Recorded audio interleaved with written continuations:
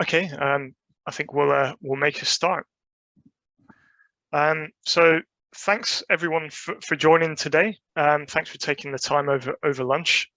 We do hope you find this informative and look forward to engaging with you in a Q&A session afterwards. We'll try and keep our presentation brief, if you like. So I think the most interesting bit is probably the conversation, and we would absolutely welcome any follow-up discussions offline afterwards.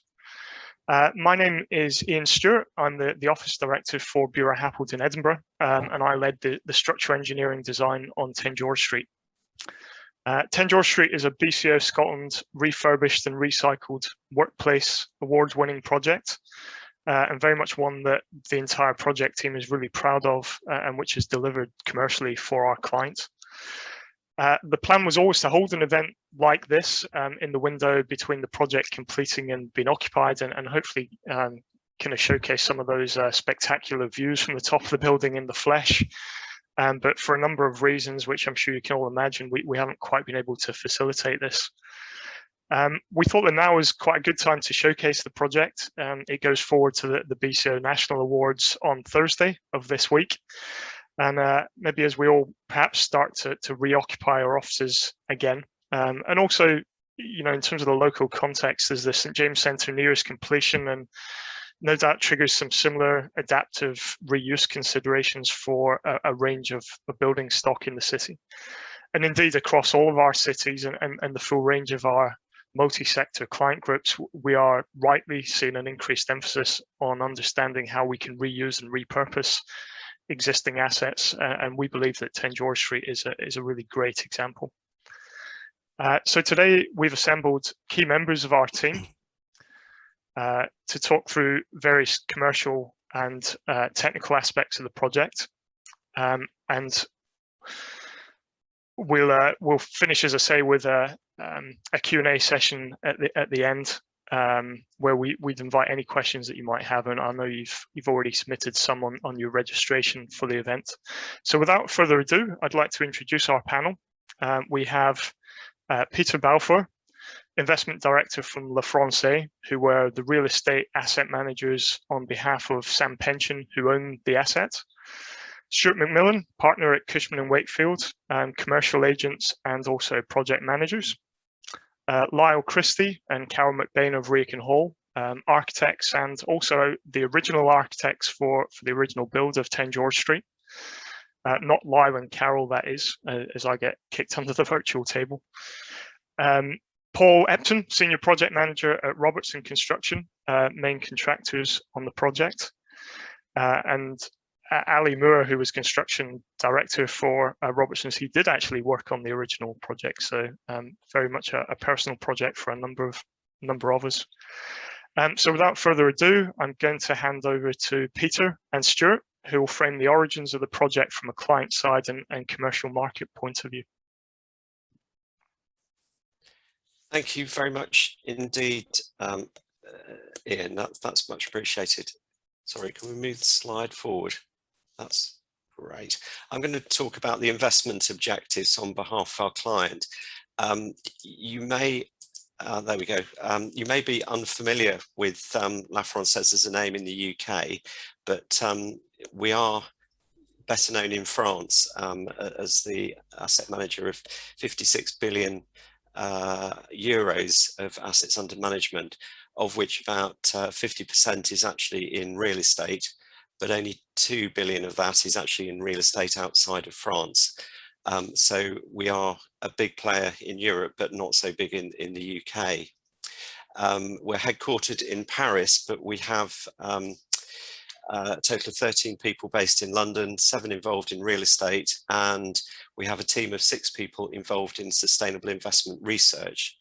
And that's relevant particularly because in the EU, regulations came in March to introduce the SFDR, the Sustainable Finance Disclosure Regulations, which sets out a basically a framework that is intended to stop greenwashing, people sort of saying they're green when they're not, with grading of greenness from Articles 6, 8 or 9, the idea being that people actually set targets to make things more green in a more regulated way. In terms of Brexit, these rules don't apply to the UK, but maybe we'll have something similar in due course.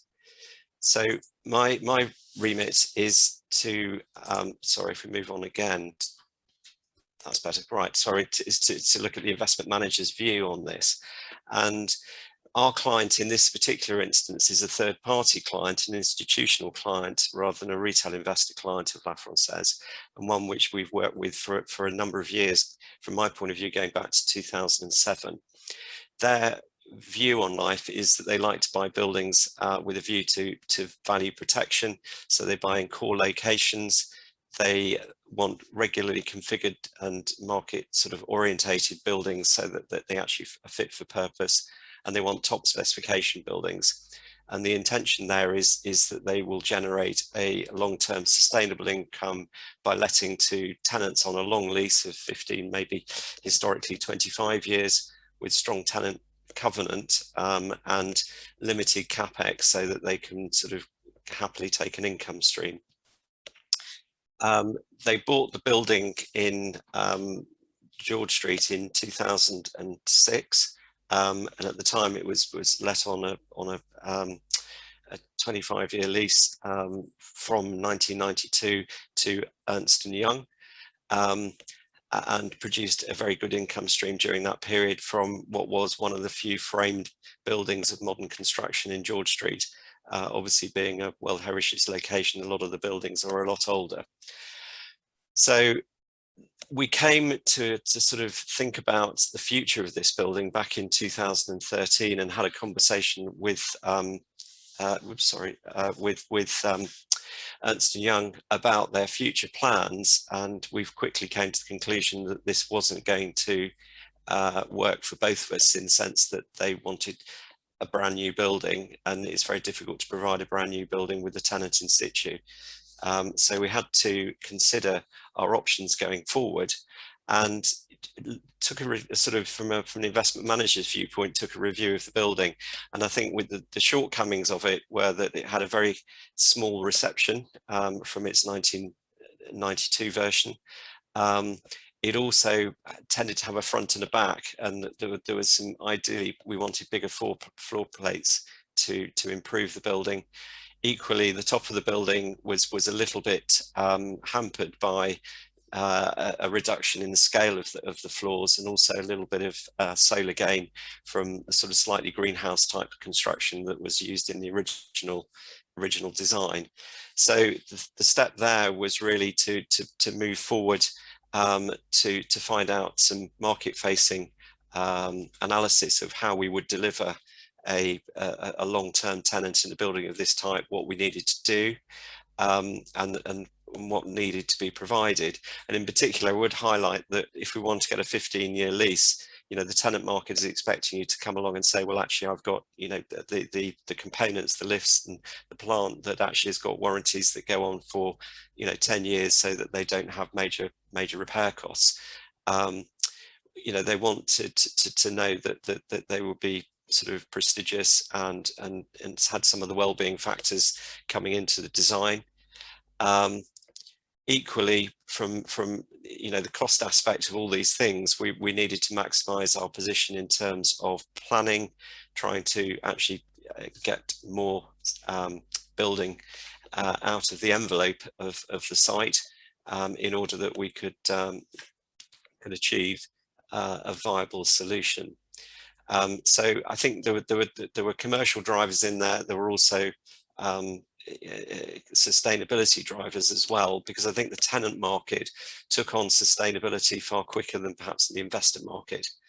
So it was very important to get the right team involved, and from that point of view, I'm passing on to Stewart. He'll sort of evolve this tenant orientated sort of solution, and how we delivered it, and obviously Lyle and the team in terms of the technical design, planning and so on in making that work in practice under the stewardship of the project manager, and ultimately the appointment and delivery by the contractor. So without further ado, I'm going to pass over to you, Stewart, to go to the next stage. Thank you very much, Peter, and good afternoon, everyone. If we can just move on to the next slide, please. There we go. Thank you. So just as means of a quick introduction to me, Stewart McMillan, I'm a partner in Cushman Wakefield's Edinburgh office agency team, and in terms of my day job, I advise both landlords and occupiers on the Edinburgh market, more specifically looking to help landlords optimise asset performance and occupiers to create operational efficiency within their operational portfolios. Looking more specifically at 10 George Street, my role on the project was to advise the client, La Francaise and Sam Pension, on three key elements. Firstly, any potential occupier opportunities in the Edinburgh market which could fit 10 George Street. Secondly, office occupational trends that should be taken into account and which would impact on design considerations for the repositioning of the asset. And then thirdly, looking at structuring lease terms, which would both be market aligned, but which would, from the client perspective, optimise their asset performance. In terms of my little presentation on 10 George Street here, I'm firstly going to look at framing the opportunity, then how we actually help deliver the end deal, which unlocked the refurbishment, and then thirdly, just from a market perspective, what those results were. So, firstly, the opportunity. In mid-2015, we identified a requirement for Aberdeen Asset Management, as it was at that point in time, now ultimately ASI, for 60 to 90,000 square foot of office space for their new Edinburgh HQ. A superb opportunity for 10 George Street in that it was an outstanding occupier with a proven track record, but critically they were really looking for best-in-class space in a prime business address. So there was a genuine opportunity for 10 George Street, but equally from a Sam Pension perspective, an opportunity for them to reposition their asset with a view to future-proofing it, minimising risk, but also potential areas where they could add some value to the existing asset and ultimately unlocking improved asset performance. Now, critically, in terms of the opportunity, there was 4 potential opportunities got shortlisted by Aberdeen. There was 10 George Street and 3 new build schemes, which were Quarter Mile 3, 20 West Register Street and the Haymarket at that point in time. As the only refurbishment within there, we were somewhat different, and that created some challenges within the project, which we had to consider in terms of our engagement with the occupier moving forward. So, looking at the starting point, the picture on the left is 10 George Street in its original iteration. And as was touched on at the outset, it was a best-in-class building in 1992. But by the time we had started discussions with Aberdeen in 2015, it was beginning to look a little bit dated in areas, and there was potential to reinvigorate it. The other 2 pictures there, we actually had 4 of these images, and this was the sum total of what we had in summer 2015 for the potential of 10 George Street. 4 small sketch images, the top one there being of the toilets, the bottom one being of the reception. We didn't really have too much to work with, but equally it represented something of a blank canvas. But critically, it was essential that we conveyed a message of commitment early and in no uncertain terms. So Aberdeen actually invited us to submit a proposal, and not only for lease terms, but also critically for our vision for the building and how it would be delivered. This document provided us with the opportunity to firstly convey the potential 10 George Street offered, and secondly demonstrate our commitment to the project. We actually submitted 2, and it was called an RFP document, 2 of these documents. This is the second one, both of which were over 200 pages in length, and that weight and detail that we put in there was very important in terms of conveying a message of commitment to the project. So in terms of the RFP response, we focused on 3 key areas to try and ultimately engage Aberdeen and deliver the message this was the building for them. The firstly was location. 2 elements. 10 George Street as a business address takes some matching within the Edinburgh market, and actually the previous slide, the front cover, you see we just put the address on because we felt that was such an outstanding message of quality. But secondly, also in terms of the prime location, this is just one of the tools that we used within the RFP to demonstrate the various amenities, neighbouring occupiers and transport links. The second piece, occupiers like practicality, how much space are they going to take, when's it going to be delivered, what's it going to look like, but equally it's so important that we engage to the hearts and minds. And this image is an example of how we appealed to the hearts and minds. It was perhaps the firework display a little over the top, but importantly, what was absolutely factually accurate was that this was the view that Aberdeen could have, and we could offer them that. And we felt, again, as a USP from a 10 George Street perspective, the competing schemes would struggle to match that outstanding view that we could offer at 10 George Street.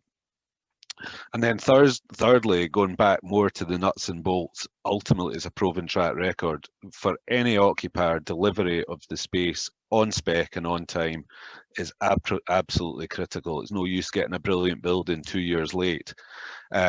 So actually, I would say this was the single most critical element of our RFP response. Firstly, in terms of the delivery team at a technical level, which was led by Cushman, Wakefield, Reiach Hall and Buro Happold. But secondly, and probably most importantly, ultimately the clients, proven track record and ability to deliver. This is not a small undertaking, a 70,000 square foot office scheme, and the client's ability to demonstrate delivery credentials in that regard was absolutely critical. And the image on the right is of a project that Peter worked on in London just a short time before 10 George Street, which was essential in that credentials aspect. So just finishing up then, from a market perspective, what results were achieved? Well, I'll leave it to the technical guys to talk in more detail about the building, but I genuinely believe 10 George Street can be considered best in class within the Edinburgh market. Positively, subsequent market feedback and actual subletting activity that's going on at the moment supports this assertion. Secondly, Peter touched on the ESG point. The ESG credentials have been raised significantly, and from both an occupier and an investor perspective, that's very important. Perhaps the most impressive stat, I believe, is the 15% increase in net internal area. Not just the fact that it was 15% increase in area, but in fact that the majority of that space was on upper floors, which is high value space. And again, we'll let Lyle and Ian talk in more detail about how that was unlocked. But tying into that, actually increased efficiency in floor plates, which added space, but also added efficiency in terms of workplace planning, and also wow factor in the shape of roof terraces, enhanced reception and enhanced end of commute facilities. And then lastly, and probably most importantly from my perspective, 100% pre-let and market leading terms. When we did the deal, it was a new market high for the Edinburgh office market, and indeed rents have subsequently moved on again through subletting activity. And that overall combines to deliver a flagship, a truly flagship prime office asset for our client. So I will now hand over to Lyle, who will talk in a little more detail on the design aspects.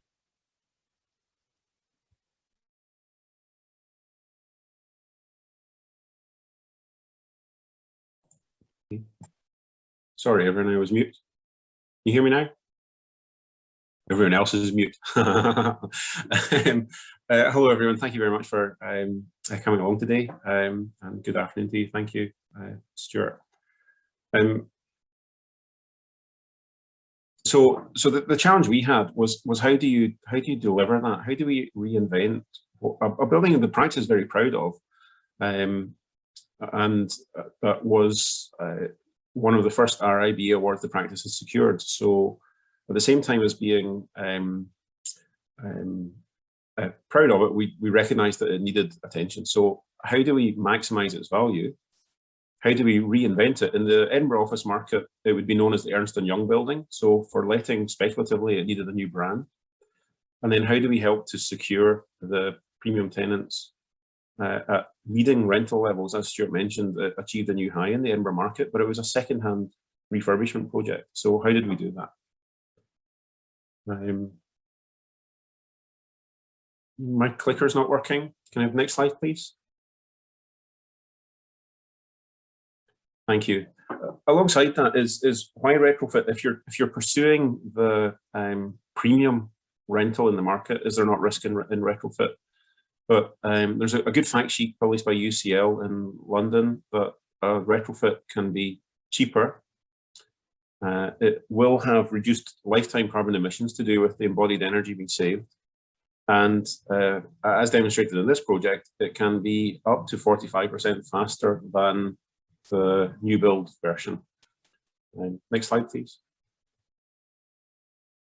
So one of the first things we do as a practice is when we're coming up to a retrofit or a reuse project is I go through a methodology.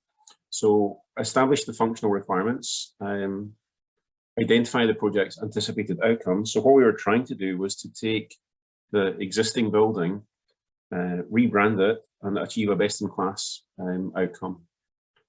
Then in relation to how we approach the fabric, there are 5 categories that we would place the existing infrastructure of the building into. What must be retained, and on this project, that was actually nothing. That's usually to do with listed buildings and elements that are absolutely protected. What should be retained, and you start to make value decisions there. So for example, in this one, that would be the ashlar stone cladding and the structural frame and the substructure and the principal stairs. What can be retained, that very often is things like finishes. So for example, in this project, the 2 escape stairs and the principal stair were retained in their entirety. And indeed, the finishes of the main stair were refurbished for reuse. It was made out, the cladding of the stairs was terrazzo, and that was just refurbished for this project. And what should be replaced, the building as it pre-existed was a gas guzzler. It was absolutely throwing energy through its facades. So taking a responsible approach to that, the renewal of the curtain walling was a key criteria, and that also enabled us to consider rebranding of the project. And then what must be replaced, and that's for us on this project, the curtain walling fell into that category. But other things like the arrangements of the cores were extremely out of date and needed updated to contemporary space standards. Once we carried out those assessments, we then made our propositions. And Paul will talk later about making it happen and the challenges of that delivered on site. Next slide, please. So the solution to those challenges was add new high quality space. That's important. Don't just cram space in, because there's no point adding poor space. Add high quality space. And renew the building brand with a new aesthetic that the replacement of the curtain wall gave us as an opportunity, and completely reconfigure the mechanical and electrical installations, the layouts and the finishes. Next slide, please. So in pursuing additional space, this is perhaps the most challenging historical context you would ever be given to work in. So we had to work really hard to demonstrate to the planning authority how this 15% of additional space that we were creating was remaining appropriate. We had a bit of a gift in that the building next door to the east had been redeveloped since 10 George Street was originally built, and that gave us the opportunity to use it as a guide for the upper stories to bring them forward. And then the top floor plant room, we effectively replaced and pushed down into as much of that down into the basement as possible, releasing that entire top floor for tenant space. Next slide, please. Then if you look at the floor plates, the building had become quite furred up with inappropriate interventions. It was deeply divided from front to back and needed attention. Next slide, please. So where we had a deep light well in the heart of the plan, we filled that in, releasing really high amenity space, but also creating really great connectivity from front to back. So the building no longer has that front and back atmosphere, although it can still split into those tenancies if desired. Then through the reconfiguration of the M&E, that released fairly substantial riser space that we're able to allocate back into the net space. And last but not least, if you look at the little yellow strips along the top and bottom of the drawing, there were opportunities for us to add net space through the reconstruction of a new facade, and that opportunity was taken. Those little slivers of space, overall the floors added up to quite a lot. Next slide, please. Alongside that, we took what were quite out of date toilets and social facilities and entirely reorganized them. There was also a large goods lift that contemporary standards no longer required, so we were able to take that and reallocate that space to risers, allowing us to use gross space to replicate gross space and release the other riser space back into the office floor plates. Next slide, please. Then the heritage context was really critical, but so we have a series of before and after slides now so that you can see our approach to the adding that area, but retaining what were the essential, what we considered the essential DNA of the existing building, which we remain proud of. Next slide, please. So that was before and after. A much cleaner, simpler aesthetic before and after. Next slide, please. And then the next one is a daylight of this. Next slide, please. So presenting a very contemporary aesthetic to the city and rebranding the building substantially and significantly so that it would no longer be known as the Ernst & Young building. Next slide, please. Views from and to St Andrew Square. Next slide, please. Next slide, please.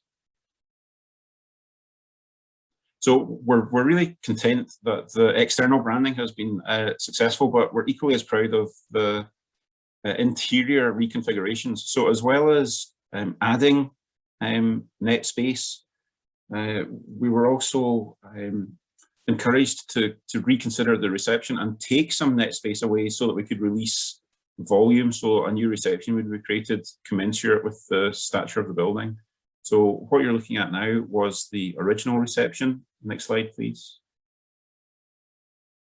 And then on the right is what that became. So a double height space with a client area to the right.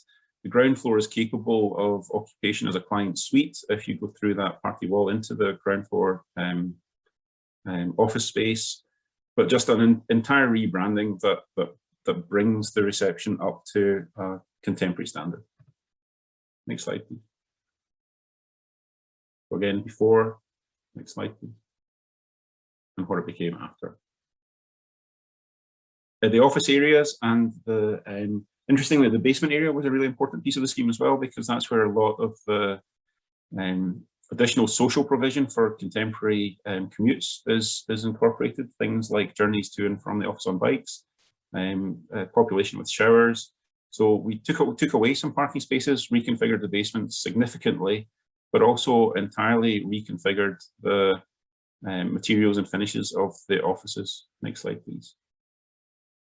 So taking advantage of those superb views from the upper level, but also making really high amenity space that can be fitted out in an extremely diverse manner. And then the shot on the bottom right shows the uplift in quality of that basement area. Next slide, please. So over to Ian. Ian has a good piece now on a discussion of carbon and sustainable principles in the project. Thanks, Lyle. So yeah, key to the sustainability credentials of the project is fundamentally the fact that we didn't knock it down and start again.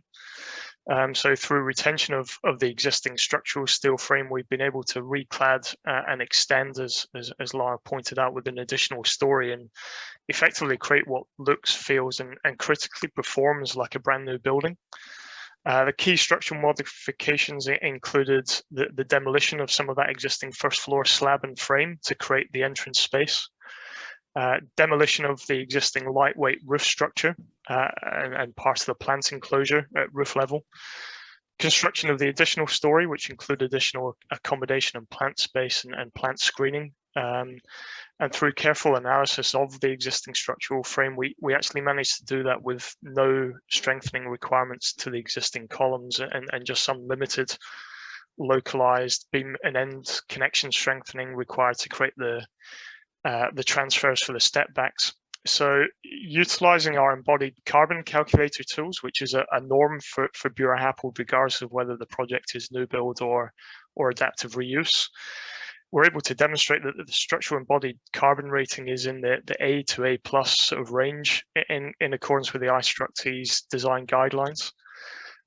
Essentially, the embodied carbon of the existing frame is free in inverted commas because it already exists, and therefore the new steelwork required essentially generates the rating, and we're able to generate a really high rating despite almost the fact that actually a decent proportion of the new steelwork is plant screening and therefore doesn't actually contribute to forming new floor area, which is part of the calculation. And so by comparison, if we were to build the entire steel frame as new, we would be somewhere around the E or F range, which is on the right of the slide in terms of where the rating would be. I think it's important to acknowledge this is only one part of the overall puzzle, and of course there are benefits to new build in being able to really kind of drive the energy performance ratings, and probably a key to these types of projects is understanding where those lines cross over, if you like, post occupancy.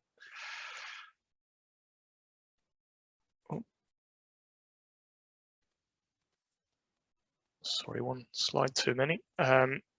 So 3D modeling was key for us on this project, and is again something that we do as standard on all projects. In the first instance, to understand the capabilities of the existing steel frame, and actually almost to form a visual risk register through the construction phase. So we were only able to obtain building warrant drawings from the Edinburgh Plan Store, and so really understanding the existing structure capacities was really key in the first instance. In terms of building services coordination, we built a full multidisciplinary Revit model, which is invaluable to enable us to really closely coordinate services within the constraints of an existing structural frame, with predetermined web penetrations and really tight ceiling zones and services zones, if you like. So being able to use Revit plus Enscape plugins plus virtual reality ultimately resulted in a really optimized design solution and enabled us to de-risk as best we could the cost and program risks in the construction phase. So fundamental to the plant replacement strategy was the premise of condensing what was existing on the roof, which was literally taking up some of the most valuable views of Edinburgh. So we've managed to condense the plant enclosure on the roof of the additional story, and there's an AHU enclosure on the adjacent kind of level 6. All of the plant space now, we have a fully demarked tenant plant space on the roof for ease of operation, and really optimized spatial coordination. And all of this helped us in terms of condensing and pushing as much as we could down into some of the basement plant space, as Lyle says, helped us to free up that space which we could turn over to really high quality commercial office space, and also ultimately helped us to reduce the amount of steel beam strengthening that we needed to accommodate those plant areas.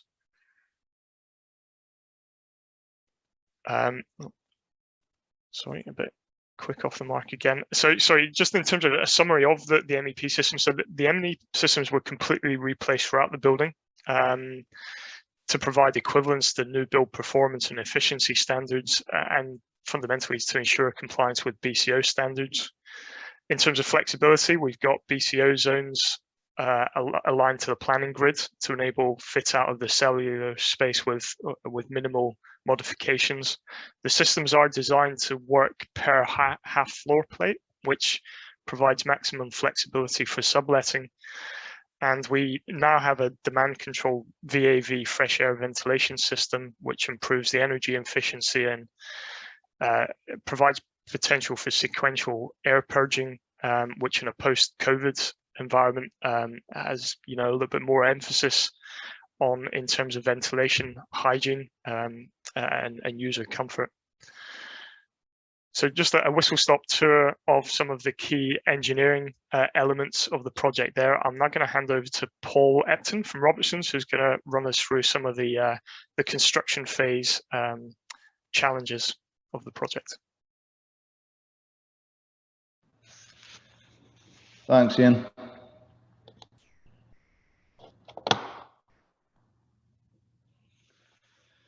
So, Paul Epton, Senior Project Manager for Robertson.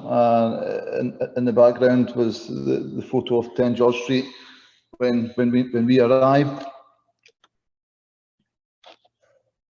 A couple of points that I'm going to just talk about over the next few slides. The constraints of the project, deconstruction, some of the challenges that we overcame in putting the jigsaw back together, and also the legacy for 10 George Street also.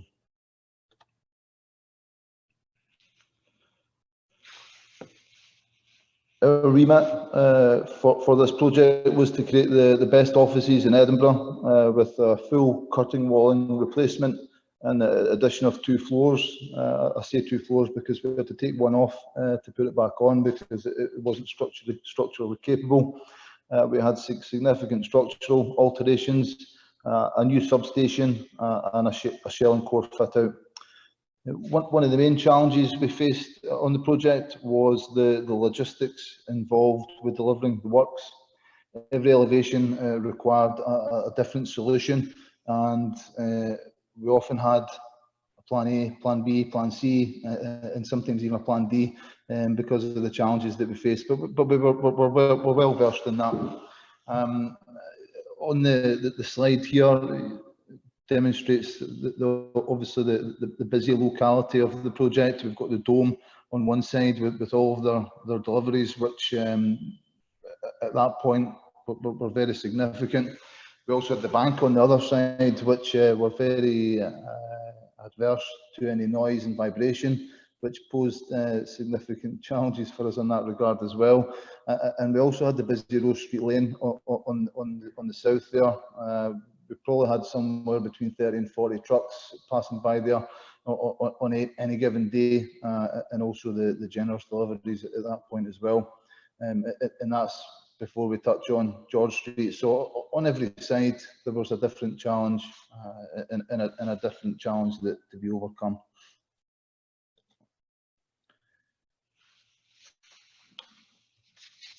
A few photos here then. So on our logistics approach for the north elevation, there's a photo in the next slide which will show that.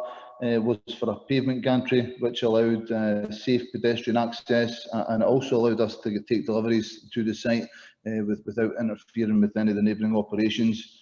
We negotiated the photo here on the left. We spent a lot of time negotiating with the dome on the best solution that worked for everybody, and we used cradles for changing the curtain walling on that elevation.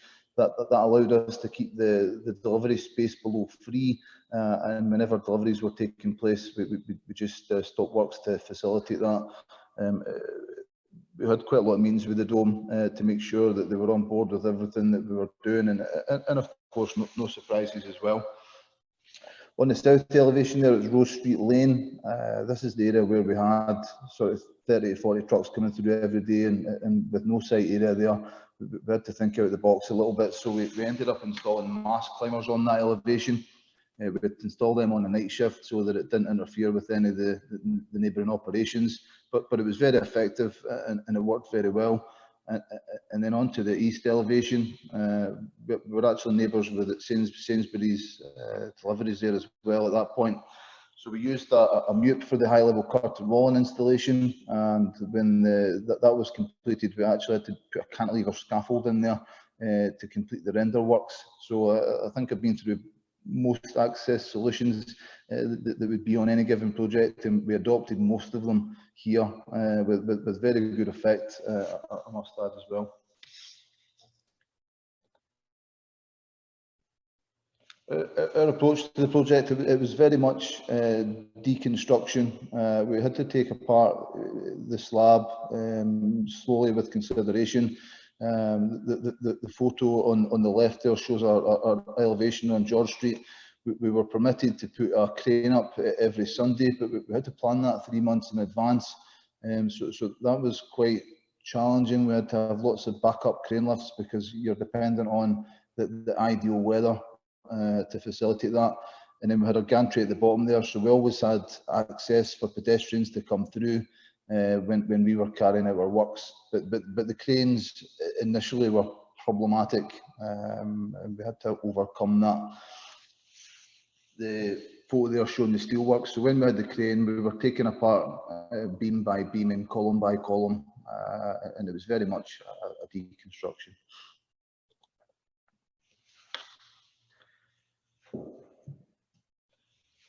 Some of the challenges that we overcame, two examples here of value engineering, which every client likes to hear.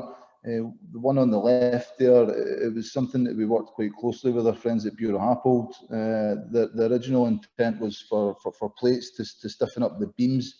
So this was a beam strengthening that had to take place to facilitate what once was a plant area or a roof area to facilitate a floor space above. So building on plates was the original intent, and we worked with Ian to evolve that and our specialist contractor, and we came up with a slightly different solution, which was a folded plate, which sped up the process and reduced the hot works in the areas as well. So it was very effective. One of the other value engineering solutions that we worked on, Stuart talked about it earlier on, about increasing the space just with the design of the original construction. But as we were going through the construction, it became evident that there was more gains to be found, but by reducing the internal column linings and tightening up some wall linings as well. And across the whole project, there was gains of circa 1,300 square feet, which obviously adds to the revenue for our client, which keeps everybody positive in the run up to the end of the project. So there's certainly some gains to be made through the construction phase as well.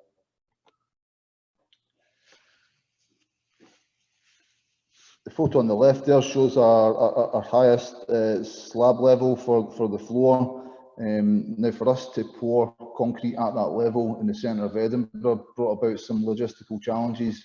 We really didn't want to have a pump on George Street in case there was any leakage or any issues. So we put a sidewinder pump in the Rose Street lane, and we had it fed from there. Now, it was pretty much on its limitations of what it was capable of doing, but very effective, and it was an interesting mitigation for the solution that we needed there.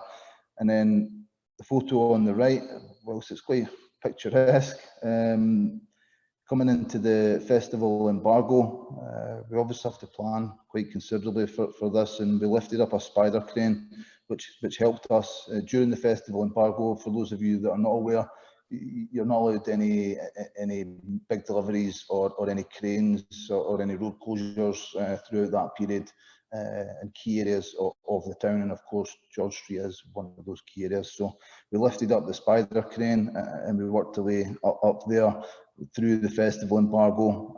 It was a little bit slower in progress, but making progress is better than making no progress. So it was a good solution to help us in the mitigation for some of the issues with the previous crane lifts that we've encountered. And then the photo on the left, that's our top roof. So just to the right of that is the new plant space that Ian talked about earlier on, which is all shielded off. And we loaded that up predominantly with the crane. Now, one of the other mitigations we had is the photo on the right there. There's a smaller crane which actually has a smaller footprint. We managed to locate that within our pavement gantry and without a road closure, which is quite a unique situation to be in. So we were able to do crane lifts all day, every day, and the council were on board with that. We spent a lot of time with Edinburgh Council, and we developed a really strong relationship with them. It's fair to say that they allowed us things throughout the project which I'm not convinced that they would have allowed in the earliest stages, such as letting us put cabins and things in it and letting us progress with that. That little crane helped us fully glaze the north elevation there and helped speed things up and mitigate any of the challenges that we'd had previously. It also helped us load out our floor plates laterally as well.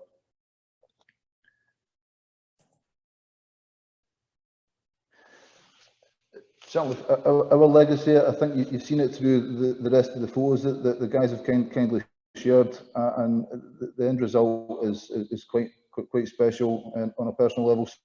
Certainly one that I'm very proud to have been involved in.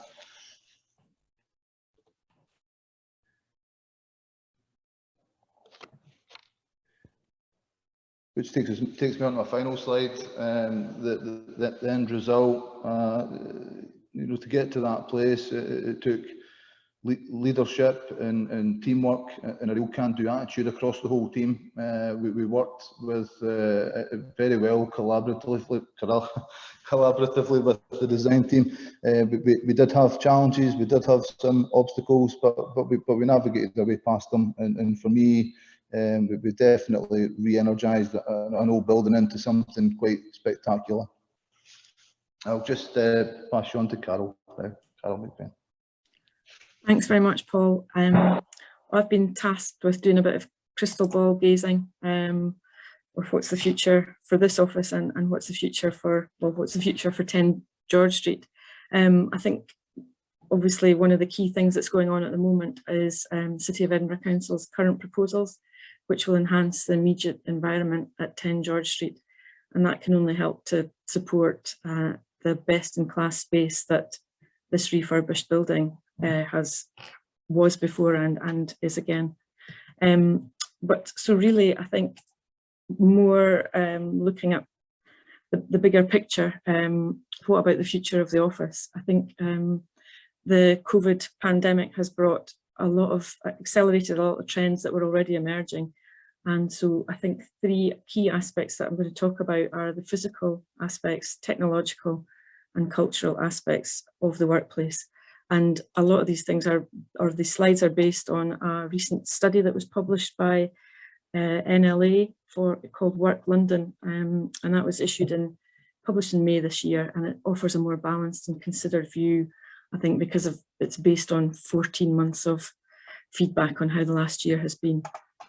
I think the key thing is that all organisations are currently reviewing their space take, and that's based on the requirement to deliver flexible or hybrid working scenarios.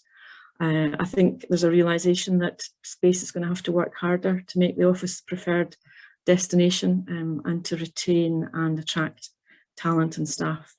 The key message seems to be that flexibility is really important. There's a recognition that personality type affects work performance, and so there's a real desire for collaborative space, focused working space and video conferencing. There's a desire also to maybe put people first and deal with issues on health and hygiene and well-being.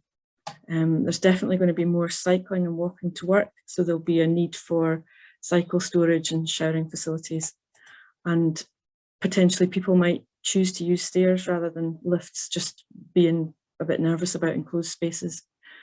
Amenity space features quite high on the scale as well. Food hubs, gyms, lounges and bars. I think there's definitely the awareness of all the surfaces that we touch is going to carry on into the future. So you will just need to consider the materials that we specify. Definitely improved air quality, ventilation, acoustics, access to outdoors will all be really important in future offices. Also aspects like biophilia, natural light, views. And also I think systems, the fit out systems themselves will have to be more flexible and possibly more modular to allow easy reconfiguration. So probably more bespoke solutions and a move away from the generic. and potentially a focus on retrofit rather than new build. The next aspect is the technological side. So I think the whole shift to remote working has really meant that reliable internet access is now a basic need. In terms of the office, use of cloud computing might be considered. That reduces the need for on-site server rooms and associated cooling.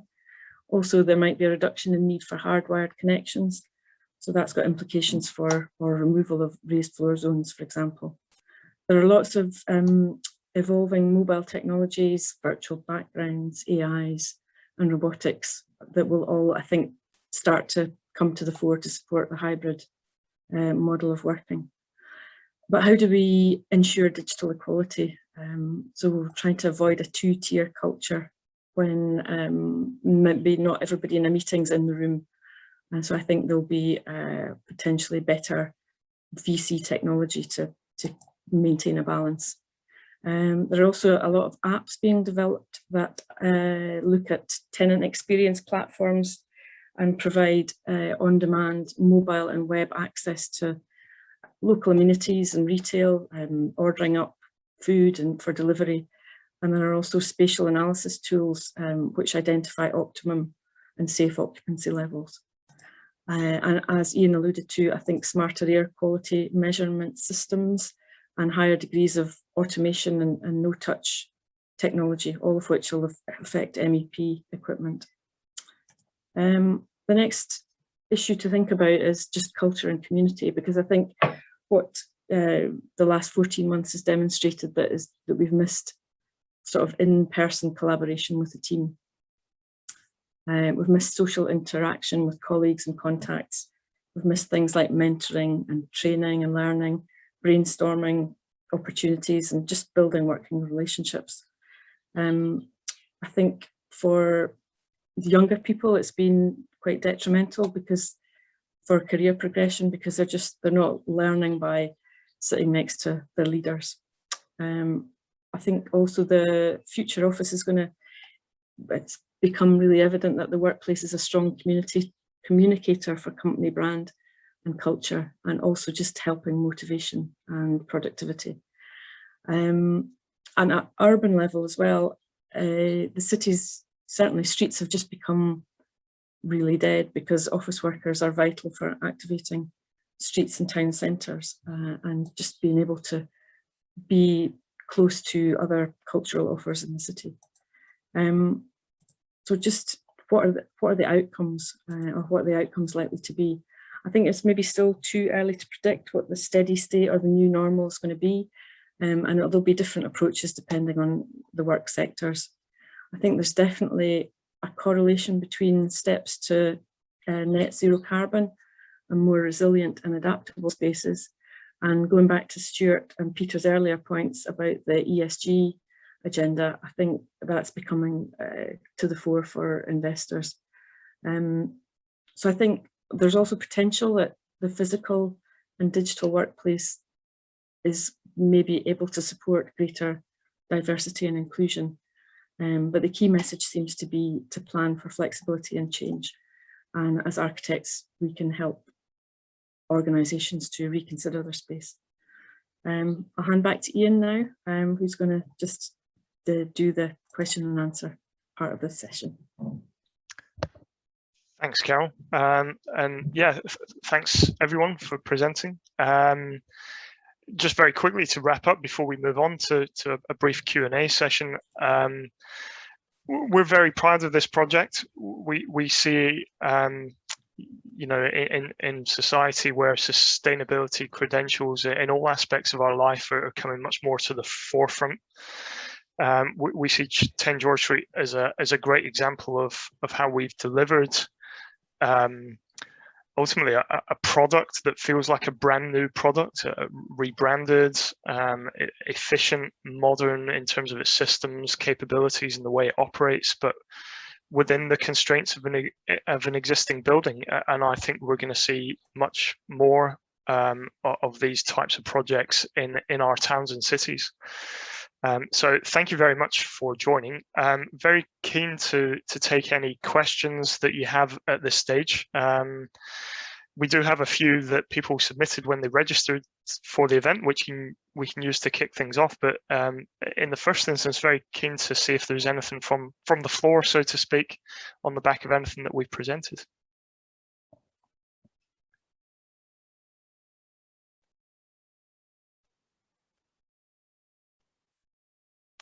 Okay, deathly silence. I think unless I'm missing anything, Maddie, please keep me right if there are any questions from the floor. If not, I'll maybe kick off with a kind of general one to the team, which is what was the biggest challenge on the project and how did the team overcome this? Now, Paul's spoken through some of the key construction phase challenges, but I guess this is probably one that we can all answer in different ways. Maybe Lyle, I'll come to you first. It's interesting because you might think that the biggest challenge for an architect on that site would have been the planning process, but the planning process was actually seamless. We went from a couple of pre-app discussions to an application to a consent, all done and dusted in 12 weeks. And it was an astonishing result in such a protected environment. Normally in that context, the answer would have been the local authority consents process. But I think on this one, it was more to do with the detailed engagement we had with the incoming tenant. So the occupier that Stewart and Peter were attracting to the building was nervous about taking secondhand space. So we had to work really, really hard to make sure that they were comfortable that the second-hand building that they were being given would be as good or better than the three competing schemes that they were considering. So there was a substantial amount of effort applied to making sure they were comfortable, not just to do with the credibility of the scheme, but to do with very fine detail related to what our proposals were, even down to things like what kind of doors are we going to use to the escape stairs. So this was, while we were still trying to get planning permission, we were at the same time trying to make sure that the incoming tenant was absolutely content with the very fine detail of the proposal. So keeping those two plates spinning, I think, was the key architectural team challenge. Thanks, Lyle. Question coming from Chris Mitchell, who was involved in the project back in the day. Hi, Chris. Peter and Stuart, do you think the city centre will become more concentrated as work from home, reduced office demand, and what happens to buildings that aren't as adaptable to as 10 George Street? I can comment from a kind of office market perspective, if that'd help. Peter, just kick off. Look, across the UK markets, Edinburgh is just one of a number of regional UK office markets, and what we are hearing across the UK Cushman's offices is that actually city centre space is proving most in demand, which has been consistent with recent trends. It was speculated with COVID-19 that people might increasingly look to more remote locations, which people could just jump in and out via car to, but ultimately I think the big thing that we are seeing through the COVID piece is, and it picks up on the wellness and well-being trend that we've seen coming through in the markets for the last 3-4 years, and it's a question of, it's not just fit for purpose to provide people with any old space. You need to provide your people with the right space, and I think COVID just brings that into sharper focus, and the trend that's been in the market is that the city centre is a location for that. In terms of the less adaptable space, I think from an Edinburgh perspective, Edinburgh is one of the fundamental strengths of the Edinburgh market is that it has so many strings to its bow, be it tourism, be it education, be it a place to live, that if something isn't fit for purpose as an office, then it will go to a different use. And that is definitely a healthy fundamental of the Edinburgh market. And I think from an investor perspective, that would be perceived as a positive when you're looking at an asset in Edinburgh. If it does reach a stage of obsolescence in its current use, there typically will be an alternative use that can be looked at.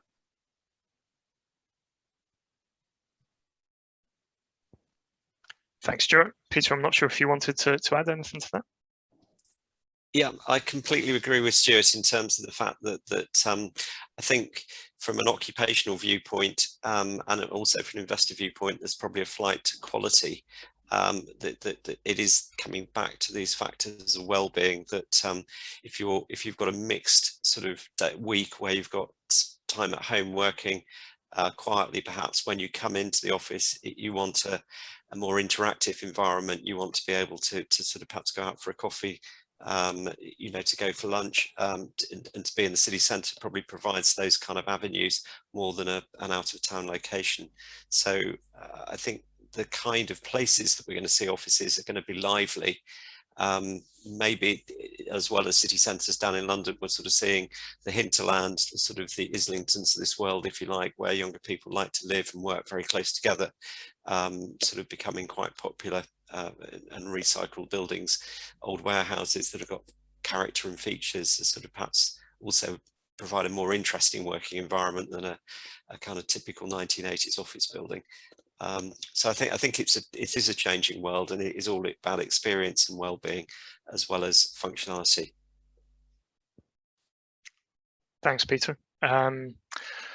I don't see any more questions in the chat. I'll maybe just circle back to the question that we started with that Lyle answered from an architectural point of view. And in terms of key challenges from Buro Happold's point of view on this project, I think the 3D modeling that we did for a number of reasons was really invaluable. Certainly to understand the existing frame and the existing building in the first instance. When we set about kind of adapting and reusing buildings of this age, sometimes the quality of the construction information available is variable. And so we sort of had to start from scratch with some building warrant drawings that we did, and we essentially modeled the existing frame in its entirety and the foundations, and that as a foundation for the project in terms of I think I called it a visual risk register was invaluable. We had all of the steel columns down as potentially needing strengthened at the beginning of the project, and through the course of the design phase and the opening up works, we managed to mitigate that to none being required to be strengthened. And then in terms of the coordination of the structural framing and the new building services, we were trying to thread things through some pretty tight spaces in terms of bringing things out of the reconfigured cores and making things work in conjunction with the existing web penetrations, which were what they were, but trying to maintain those lighting zones, those ceiling zones, etc., that were fundamentally required for it to be a BCO compliant and quality of building. I'm not sure we could have done that 2D. I think it did de-risk quite a lot of the construction phase in terms of ironing out some of those clashes and zoning constraints early. So not to say that the construction phase wasn't without challenges, they never are. And there are things that we come across, but I would say the 3D modeling approach was invaluable for an existing building. So I think that was probably the key challenge from a Buro Happold and an engineering point of view. I'm conscious that we are kind of beyond our kind of expected finish time. So unless there are any other questions, I'll bring things to a close then. And thank you all for joining. And hopefully you found that session really informative. And like I said at the start, we'd be more than happy to pick up any questions or dialogue with you kind of offline afterwards if there's anything we haven't covered that you would like to know a little bit more about. So please don't hesitate to get in touch. Thank you very much.